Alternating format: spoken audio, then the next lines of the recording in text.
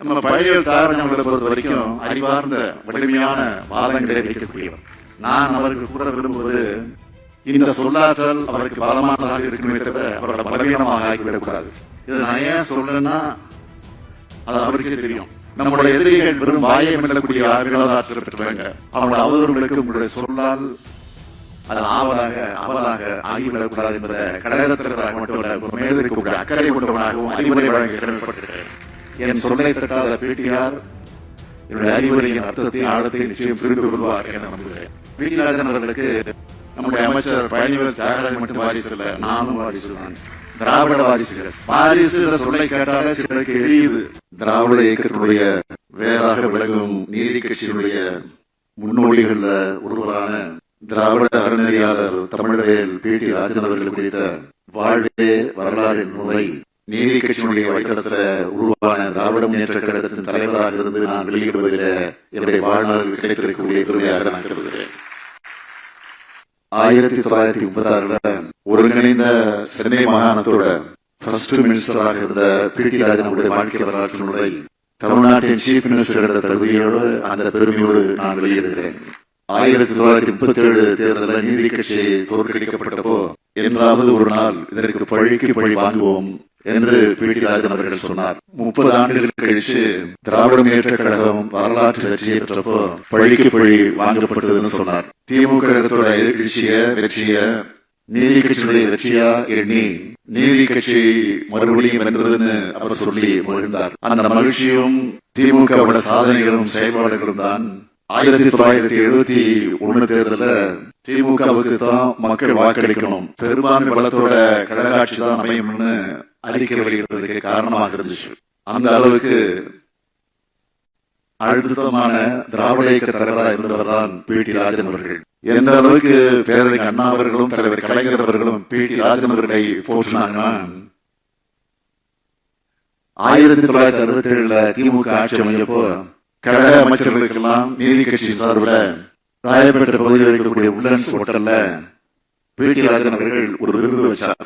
அப்ப உரையாற்றினப்போ பேரறிஞர் அண்ணா சொன்னார், தந்தை பெரியாரின் சமூக சீர்திருத்த கருத்துக்களை நிறைவேற்றுவேன்னு குறிப்பிட்டுவிட்டு, தமிழவேல் பிடி ராஜன் போன்ற பெருந்தலைவர்களின் ஆலோசனையின் அடிப்படையில் எனது ஆட்சி நடைபெறும் என்று உறுதியளித்தார். பிடி ராஜன் அவர்களுடைய அரிய ஆலோசனைகளை நிறைவேற்றி வைக்கும் செயல் வடிவமாகத்தான் திராவிட முன்னேற்ற கழக ஆட்சி திகழ்கிறதுன்னு தலைவர் கலைஞர் சொன்னார்.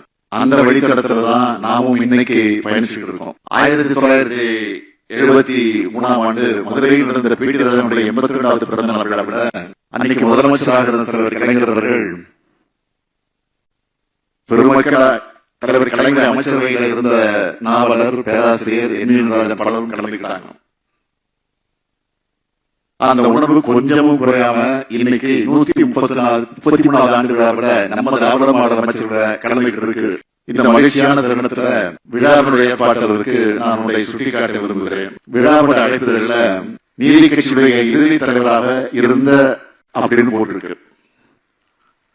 நல்லா ஞாபகம் வச்சுக்கோங்க, நீதி கட்சிக்கு இறுதி என்பதே கிடையாது.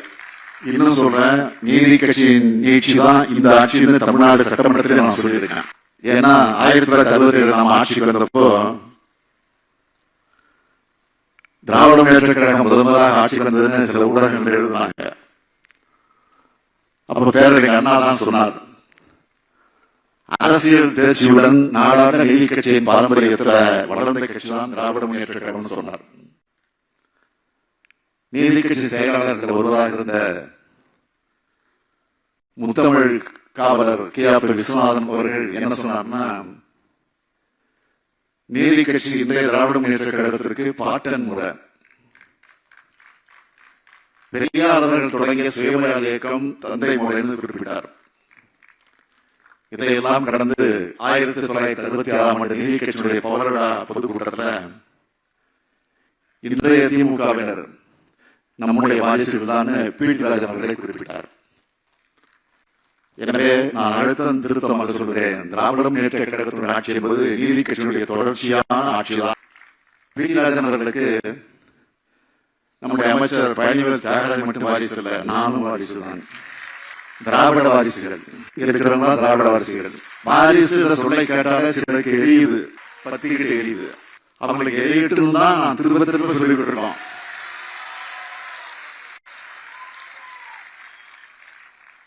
இன்னைக்கு எப்படி திராவிடத்தை ஒழிப்போம்னு சில கைகூலிகள் பேசிக்கிட்டு இருக்காங்களோ, அதே மாதிரி பேட்டியாளர் காலத்திலையும் நீதி கட்சியை குழி தோண்டி பாதாளத்தில் புதைச்சிடுவேன்னு ஒரு தலைவர் சொன்னார். ஆனா பிடிராஜனுடைய தொடர்ச்சியா பண்பாளர் பழனிவேல் ராஜன் அவர் வந்தார். இப்போ பழனிவேல் தியாகராஜன் நம்ம கூட இருக்கார். நம்ம பழனிவேல் தியாகராஜன் அவர்களை பொறுத்த வரைக்கும் அறிவார்ந்த வலிமையான வாதங்களை வைக்கக்கூடியவர். நான் அவருக்கு கூட விரும்புவது இந்த சொல்லாற்றல் அவருக்கு பலமானதாக இருக்குமே தவிர அவரோட பலவீனமாக ஆகிவிடக்கூடாது. இதுதான் இதை நான் ஏன் சொல்றேன்னா அது அவருக்கே தெரியும். நம்முடைய எதிரிகள் பெரும் வாயை மெல்லக்கூடிய வினோதாற்றல் பெற்றவங்க. அவங்களோட அவதூறுகளுக்கு உங்களுடைய சொல்லால் அது அவலாக ஆகிவிடக்கூடாது என்பதை கடகத்தினராக மட்டுமல்ல மேல் இருக்கக்கூடிய அக்கறை கொண்டவனாகவும் அறிவுரை வழங்க கடமைப்பட்டிருக்கிறேன்.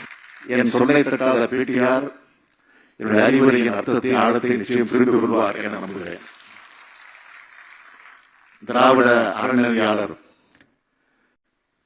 தமிழ்வேல் பி.டி. ராஜன் அவர்கள் குறித்த இந்த வாழ்வை வரலாறு நூல் மிகப்பெரிய வரலாற்று கருவூலம். தனிப்பட்ட ஒரு மனிதனின் வரலாறா இல்லாம ஒரு நூற்றாண்டினுடைய வரலாறா, நீதி கட்சியுடைய வரலாறா, நீதி கட்சியுடைய முன்னோடிகள், நீதி கட்சி ஆட்சியுடைய சாதனைகள், சுயமரியாதை இருக்கும்னு எல்லாத்த பற்றியும் இந்த நூல் மூலமாக நாம் தெரிஞ்சுக்கலாம்.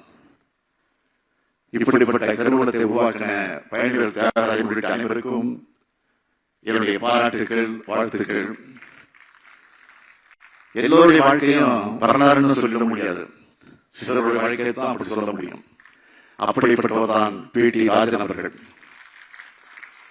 1920 முதல் தொடர்ந்து 17 ஆண்டுகள்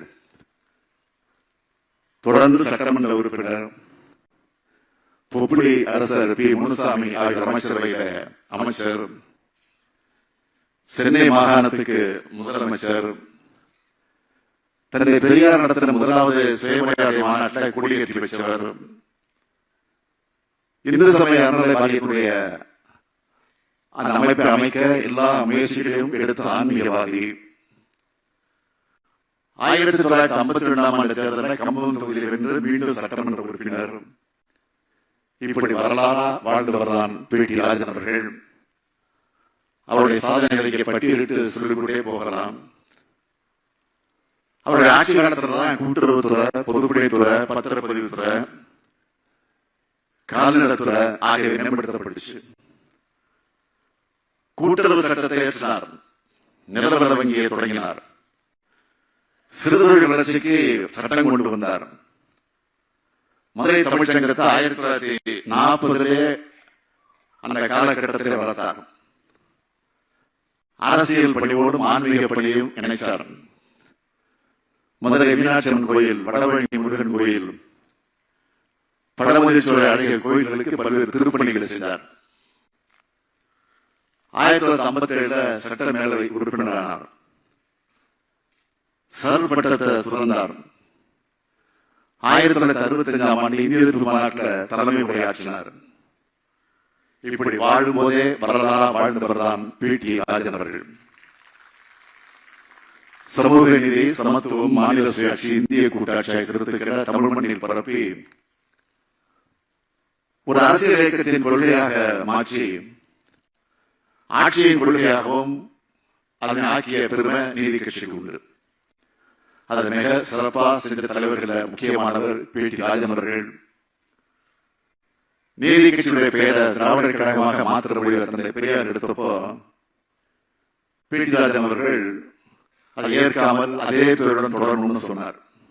சொன்னாலும் திராவிட இயக்கத்தோட அடிப்படை கொள்கையிலிருந்து எந்த காலத்திலையும் அவர் மாறவே இல்லை. அவருடைய பேச்சும் எழுத்தும் இந்த நூல்ல தொகுக்கப்பட்டிருக்கு.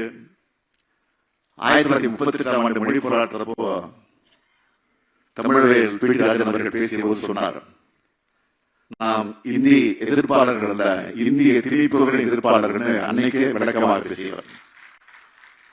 அவர் அன்னைக்கு சொன்னதை நாம இன்னைக்கு சொல்லிட்டு இருக்கோம்.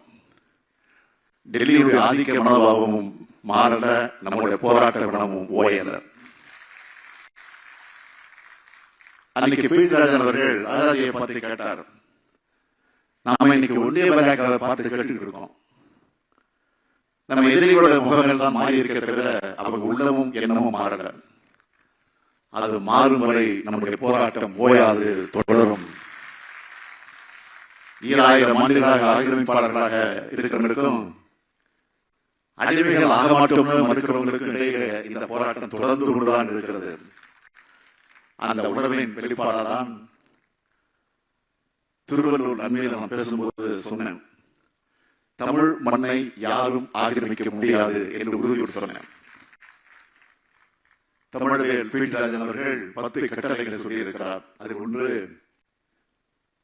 வெற்றியோ தோல்வியோ வேறு எதிர்வாயினும் நிற்க நிலை மாறாது எனில், அப்படித்தான் திமுகவும் நம்ம திராவிட மாடல் அரசும் கம்பீரமாக இருக்கிறது.